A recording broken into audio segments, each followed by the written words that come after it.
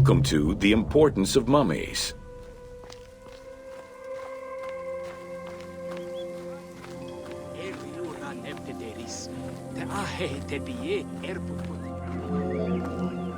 The first hieroglyph for embalmer appeared in pyramid texts of the Old Kingdom.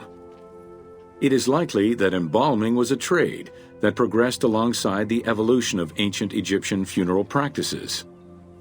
While we still know nothing of how embalming came to be a profession, we do know that embalmers had a hierarchy, and that each embalmer specialized in a specific phase of the mummification process.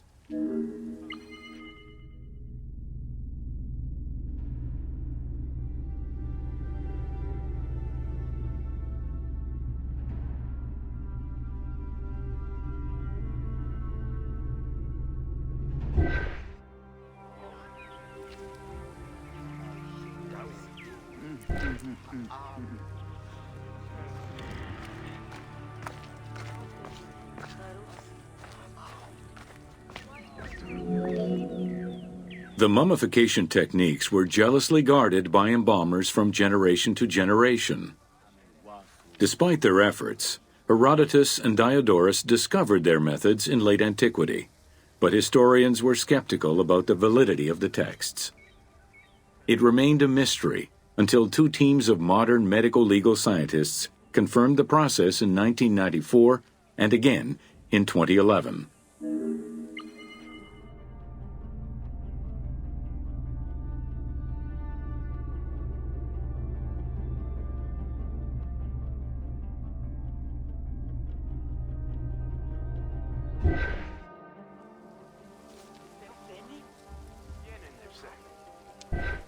نفت فدقسعة بحب دسفهر يمنتي رمتش تا وسرم.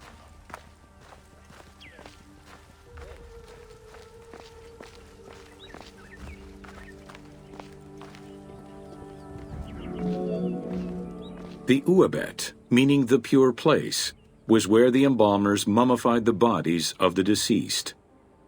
Until the end of the Middle Kingdom, it was located in tents at the edges of the city due to the smell of decomposition.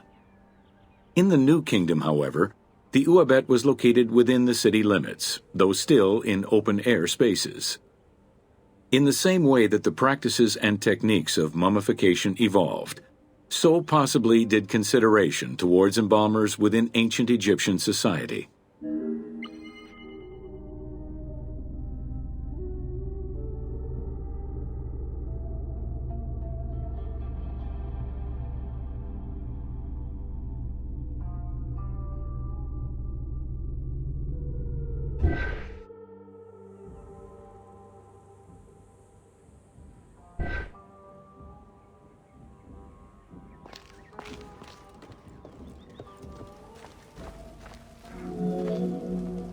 The pharaoh had access to the most elaborate of mummification rituals.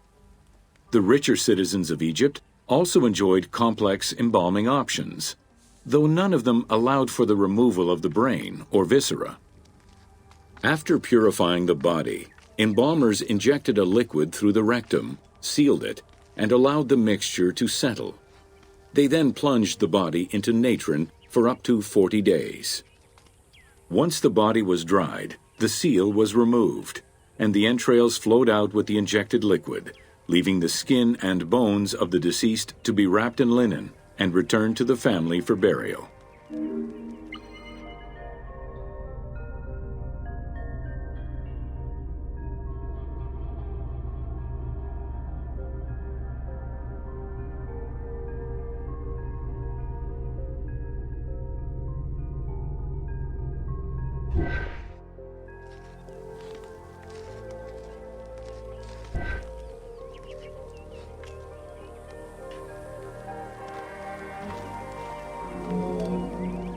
The least costly embalming option was for the embalmers to simply inject a product called surmaya and immerse the body in the natron for up to 40 days before handing it over to the family.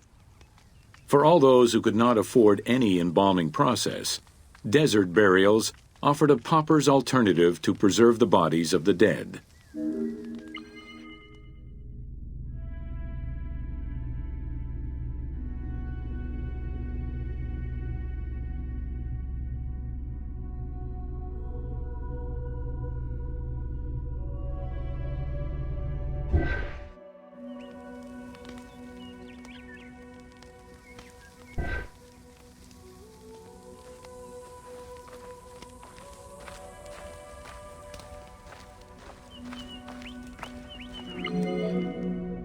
Egyptian civilization has always appealed to Westerners, even before the Greek and Roman invasions. As early as the Middle Ages, mummies discovered by travelers were often sent back to Europe.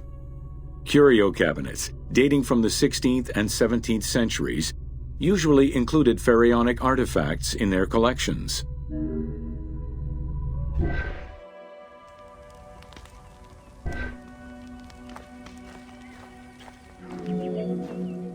The Egyptomania phenomenon was heralded by Napoleon Bonaparte's Egyptian campaign, which lasted from 1798 to 1802. The following years were marked by a resurgence of interest from rich enthusiasts and scholars who exposed Egypt to the general populace. Many research societies focusing on Egyptology were founded during those years.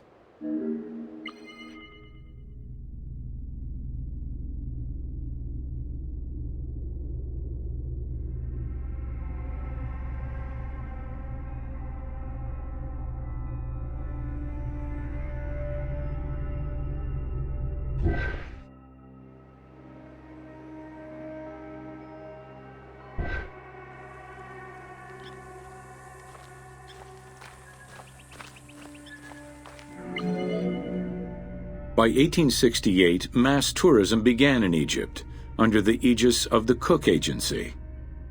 The rich would indulge in leisure trips to Egypt and bring back mummies. Upon their return, they would organize evenings that consisted of unpacking mummies and removing strips of linen and amulets layer by layer. These were considered the shining cultural events of the season. The Egyptian collections of many a museum were founded as a consequence of this mass pillaging.